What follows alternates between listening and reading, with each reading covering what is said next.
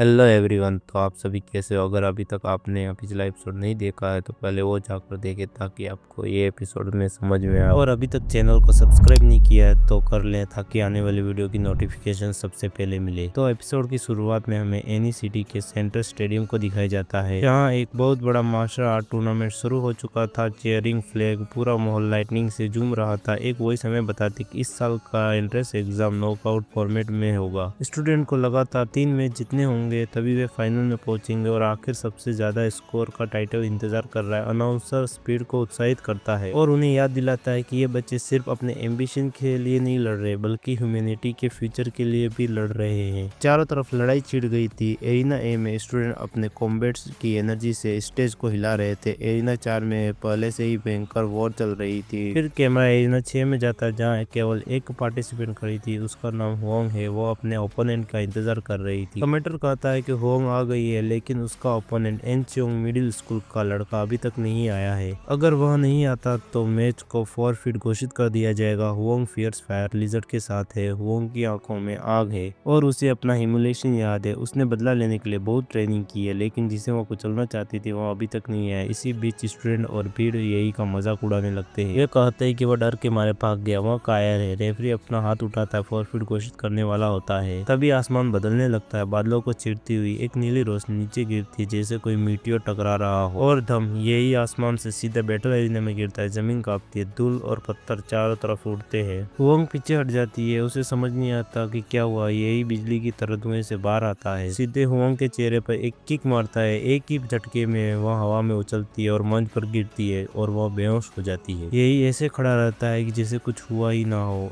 वह थोड़ी और ओरा फार्मिंग करता है। अनाउंसर चिल्लाता है कि यही विजेता है। पेट पागल हो जाती है। उसकी लेजेंडरी किक की तारीफ करने लगती है। उसे यह सारी पावर ब्लड जेड फ्रूट से मिली है, जो कप्तान ने उसे अपने जान बचाने के बदले में दी थी। ब्रैकेट अपडेट किया जाता है और अगला ओपोनेंट लोंग ताओ है, लेकिन वह भी लंबे समय तक नहीं टिक पाता। यही उसे सिर्फ एक ही ब्लू एनर्जी स्ट्राइक में डिफीट कर देता है। अगले राउंड में भी यही दूसरे स्कूल के ओपोनेंट को एक ही किक में फ्लाइंग जेट बना देता है। अब भीड़ उसे वन किक सुपरमैन कहकर चिल्लाती है। 3 जीत के बाद वह ऑडिशन फेस पास कर लेता है और तीसरे राउंड में पहुंच जाता है। अब यूनिवर्सिटी के स्काउट उसे घेर लेते हैं और वे उसकी तारीफ करते हैं और वे अब उसे अपनी यूनिवर्सिटी में रिक्रूट करने की बात करते हैं, लेकिन यही सब शांति से सुनता है। और फिर वह अपना फैसला सुनाता है और यही कहता है कि वह हादू यूनिवर्सिटी को ज्वाइन करेगा। कुछ लोग उसे घमंडी कहते हैं और वे कहते हैं कि हादू में ज्वाइन होना इतना आसान नहीं है, लेकिन यही साफ है। वो कहता है कि मैं अपनी ताकत के साथ फर्स्ट प्लेस लूंगा। थोड़ी देर बाद अधिकारी आते हैं और यही से मार्शल लेवल की रिवॉल्यूशन मांगते। जैसे ही रिजल्ट आता है हर कोई चौंक जाता है। यही का कल्टीवेशन लेवल आधे महीने में तीसरे से 9वें स्थान पर पहुंच गया है। वह बहाना बनाता है कि उसने एक खतरनाक सीक्रेट रिलम में ट्रेनिंग की है और उसके फादर के लास्ट मैसेज ने उसे मोटिवेट किया है। भीड़ हैरान है। खबर फैलती है यही ने जेनेटिक लॉक तोड़ दिया है। ऑफिशियल तुरंत रिपोर्ट करने भागते हैं। यही को लगातार अटेंशन मिल रही है, लेकिन उसे यह पसंद नहीं। बाकी के स्टूडेंट के पास उनके परिवार है जो उनको चीयर कर रहे हैं, लेकिन वो अकेला खड़ा है। उसे एहसास होता है कि उसका कोई नहीं है, लेकिन वो पूरी तरह से अकेला नहीं है। उसका टीचर दूर से ब्रॉडकास्ट मैच देख रहा है और धीरे धीरे उसका हौसला बढ़ा रहा है, उसके लिए चीयर कर रहा है।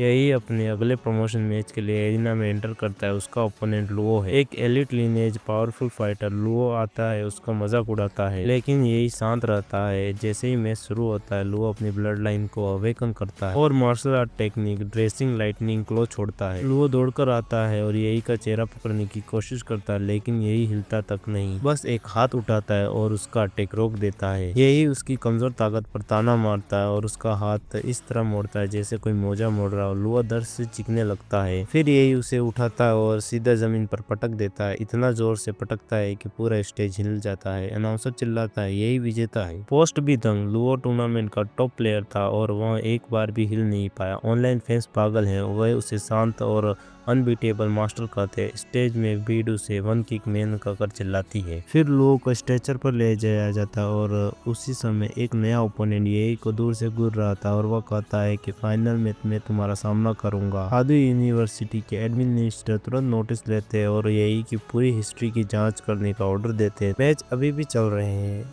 दूसरे उम्मीदवार भी अगले राउंड में एंटर करते हैं। शाओलिंग अनंग की दूसरी यूनिवर्सिटी की क्वीन एरिना में आती है। उसके सामने लियू चिंगजू, जिसे लोग अनअटेम्बल फ्लावर कहते हैं, ये राइवलरी फेमस है। और बीट सांस रोके खड़ी है। रेफरी सीटी बजाता मैच शुरू होता है। सुओंगलिंग बिना टाइम गवाए आगे की तरफ चार्ज करती है और दूरी कम करके वह अपने ओपोनेंट पर टोंट मारती है। लियू किंग कोई जवाब नहीं देती, उसकी बजाय वह अपने पावरफुल सीक्रेट मार्शल आर्ट को एक्टिव करती है। उसकी हथेली से भारी एनर्जी वेव निकलती है जो सीधा सुओंगलिंग पर दाग दी जाती है। इफेक्ट इतना स्ट्रॉन्ग होता है कि सुओंगलिंग के पैर जमीन से उठ जाते हैं और वह हवा में उड़ जाती है और पीछे फेंक दी जाती है, लेकिन वह जल्दी से खुद को संभाल लेती है और वह अपने स्किल का उपयोग करती है। Howling gate step. Liu Qing थोड़ा झुककर अपना स्टेज बदल देती है और वह घूमती हवा में एनर्जी का फील्ड बना लेती है। सुओंगलिंग का हाथ हवा में ही थाम लेती है, मानो वह हवा की जंजीरों से बंधी है। और सुओंगलिंग को खत्म करने के लिए वह अपनी powerful primordial chaos finger technique से हमला करती है। अनाउंसर ये देखकर हैरान रह जाता है और ऊंची आवाज में कहता है कि लियू किंग ने हाई लेवल मार्शल स्किल पर मास्टरी हासिल कर ली है और कुछ ऐसा जो बहुत कम स्टूडेंट कर पाते। सुओंगलिंग भी तुरंत जवाब देती है और वह अपने अवेकिंग ट्रांसफॉर्मेशन एक्टिव करती है और उसकी ब्लड लाइन से टाइगर शेडो क्लॉकिंग बाहर निकलता। उसकी दाढ़ के साथ एक टाइगर जैसी पावर उसके चारों तरफ फैल जाती है। इस पावर की मदद से वह अपनी और लियू किंग के बीच डिस्टेंस बना लेती है। अब जब उसने अपना असली फॉर्म दिखा दिया, वो ऊंची आवाज में लियू किंग को अपनी ब्लड लाइन नेदर फिनिक्स को दिखाने को कहती है, लेकिन लियू किंग जरा भी नहीं घबराती। लियू किंग बड़े ही कोल्ड अंदाज में कहती है कि अपनी नेदर फिनिक्स पावर का इस्तेमाल किए बिना वह शाओलिंग को हरा सकती है। यह सुनकर शाओलिंग को इंसल्ट महसूस होती है और उसका गुस्सा उफान तक पहुंच जाता है और वह अपनी पूरी ताकत से अपनी पावर का इस्तेमाल करती है, लेकिन लियू किंग पीछे नहीं हटती। लियू किंग अपने लियू परिवार की सीक्रेट टेक्निक को एक्टिव करती है। अब असली टकरार शुरू होगी। शाओलिंग फियर्स टाइगर क्रिपलिंग किक से हमला करती है और शाओलिंग एक ही तेज हमले में अपनी सारी ताकत लगा देती है, लेकिन लियू किंग उसका सामना करती है prime module chaos finger technique की चमकती एनर्जी के साथ। और अब दोनों टेक्निक टकराती हैं, हवा में दरारें पड़ जाती, एनर्जी की लहरें चारों तरफ फैलने लगती हैं। स्टैंड में बैठा कोई भी इंसान यह समझ नहीं पाता कि किसके हाथ में विक्ट्री है। जब माहौल थोड़ा शांत होता है, शाओलिंग धूल के बीच में अकेली खड़ी होती है, जैसे कि वह जीत गई हो, लेकिन कुछ गड़बड़ लगती है। अचानक प्रेशर की एक भारी लहर उस पर आ गिरती है। वह रिएक्शन भी नहीं कर पाती, उसके पैर जवाब दे देते हैं और वह थक कर वहीं गिर जाती है। दूसरी तरफ लियू किंग वहीं पर खड़ी थी। रेफरी अंदर आता है, रिजल्ट घोषित करता है और कहता है कि लियू किंग विनर है। ऑनलाइन व्यूअर्स भी ये सुनकर शॉक हो जाते हैं। ये खबर फैलती है कि लियू किंग ने real 4 tier nether phoenix blood line active की है। अब लड़ाइयाँ कम होती जा रही हैं और tournament top 8 advancement drop ceremony की तैयारी होती है। यही आगे बढ़कर अपना स्टॉल निकालता है। उसके हाथ में ग्रुप ए टैग आता है और अब कुछ टाइम बाद यही का ओपोनेंट रिवील होता है। सेन जिनो प्रो हाई स्कूल से ड्रॉ ए ग्रुप में ही है, क्योंकि उनका मुकाबला सेकंड फाइट में होगा। सेन सजेस्ट करता है पहले होने वाले मैच साथ में देख लेते। एरिना में लुओ जमीन पर गिरा हुआ है, अपने दुश्मन के सामने पूरी तरह से दबा हुआ। उसका एनिमी एनर्जी को बहुत ही साफ और प्रेसाइज रूप से कंट्रोल कर रहा है,